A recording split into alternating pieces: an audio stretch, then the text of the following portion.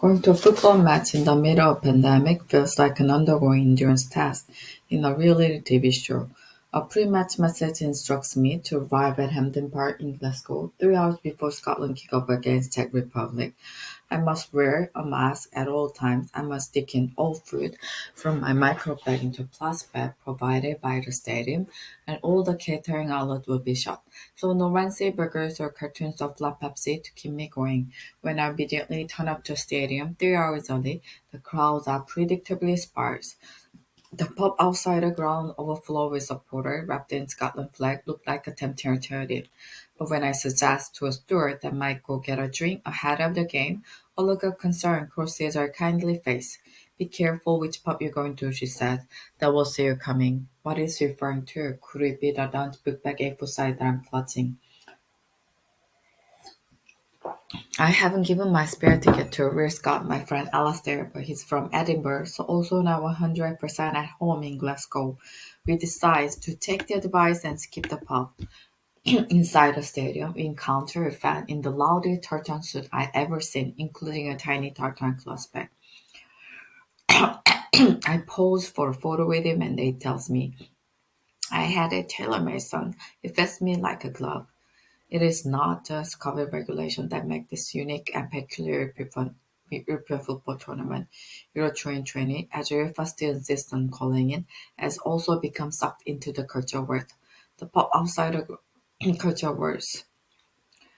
The national football team is a symbol of the nation, but that is not a straightforward task at a time when national identity is so fiercely contested. For Scotland, the pressing issue is independence. For England, it is race.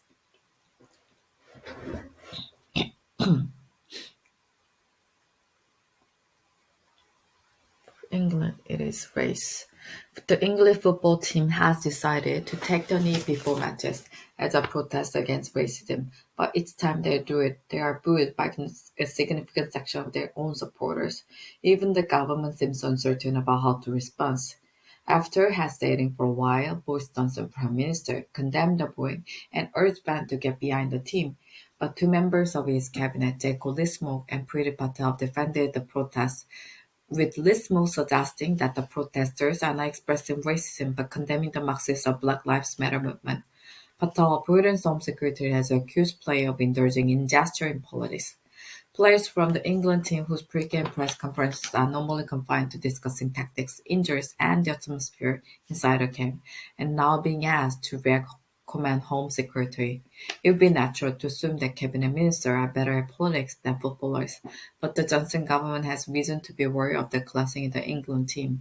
Last year, it went down to an ignominious defeat when it took on Marcus Rashford over the extension of free school meal for poor families.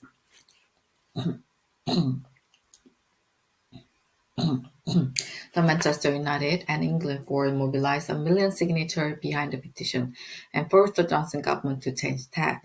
The 23-year-old Rashford preparation for Euro 2020 included a Zoom call with Barack Obama, while plenty of Tories are prepared to grumble about the work Rashford in private. None are willing to take him in public. The culture wars over football are not just happening in Britain. When the multiracial Belgian team took the knee in Russia ahead of their opening game in the tournament, they were also booed by the crowds. Doubtless the Russians were also protesting against Marxism.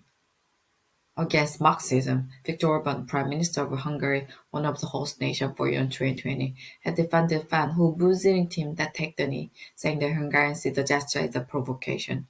Orban is himself a right-wing provocateur who has become a hero to the Trumpist right in America by issuing political warnings about the alleged dangers of Europe being flooded by Muslims.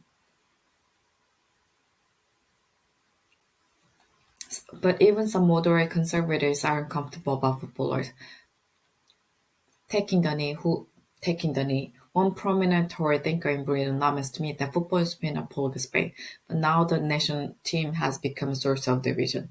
I can see what it means. This year's tournament inevitably brings back memories of Euro 96. But when England forward mobilized a million signatures When England also played their games at Wembley and the whole country they seemed to get behind the team in an uncomplicated sort of way. Back then packed the stadium, all joined the singing of the lines football's coming home. Now the stadiums are largely empty and some of the home crowd are actually bringing the players.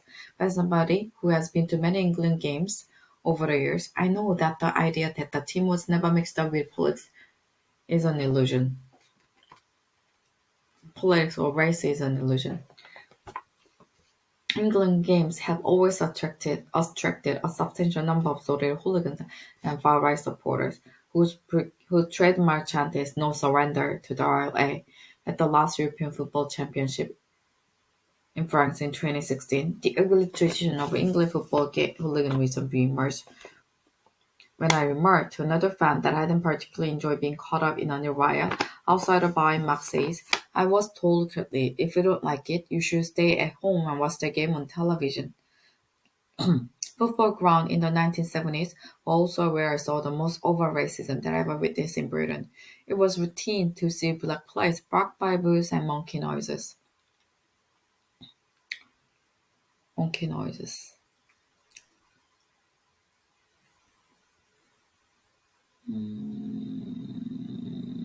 The football authorities and commentators were silent about this for many years. So, if the current national side feel they want to make a statement about racism, it is hard to accuse them of bringing politics into an political space. The politics, particularly the racial politics, have always been there. The identity issues are rather different for Scotland. Route 2020 comes as the Scottish government is ramping up demand for a second independent referendum. This is the first major international tournament the team has qualified for since 1998.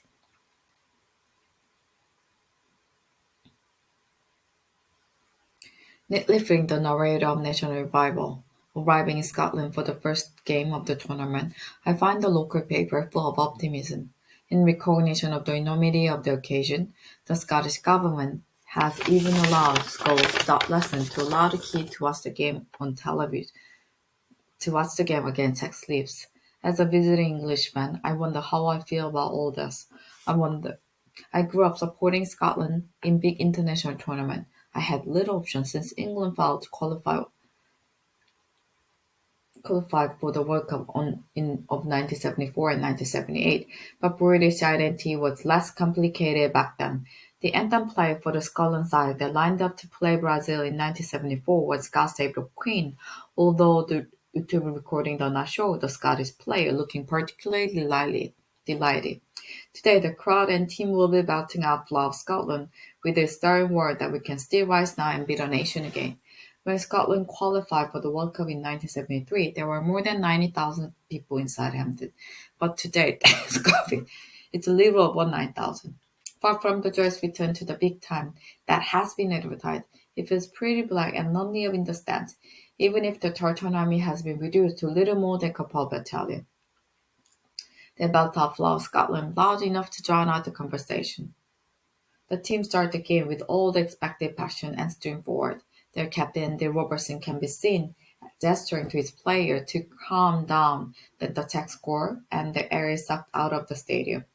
At halftime, which had true spanned in the tunnel next to the hand dryer, the warmest spot in Hampden, there's a hopeful chatter around the urinal that Scotland might still be able to turn this round. But early in the second half, football history is made by the tech Patrick Schick, the team's centre forward, gets the ball on the halfway line and floats the ball over the Scottish goalkeeper into the net. It is one of the most brilliant goals any of us will ever witness. The crowd is now almost totally silent, apart from a tiny group of cheering Czechs on the other side of the stadium and a group of children near me who continue happily shouting for Scotland, while the dirt around them was frozen in horror. After the match, Alastair reminds me that Scottish fans are used to bitter disappointment. Making the national football team a symbol of the nation is a double-edged sword.